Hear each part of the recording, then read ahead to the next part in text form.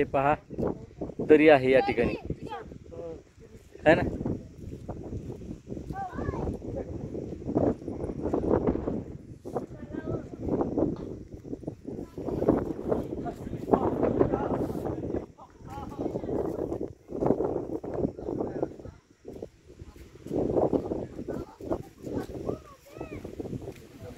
जावं लागते घरला लवकर जात झालं आता.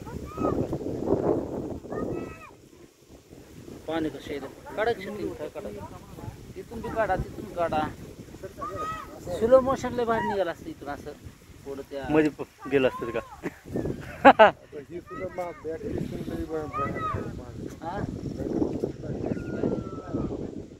या ठिकाणी सावित्री नदीचा उगम झालेला आहे. हाच तो झरा आहे. हे सगळे झरे एकत्र येतात आणि एकत्र येऊन या ठिकाणी नदी उगम पावत आहे. तुम्ही बघत आहात.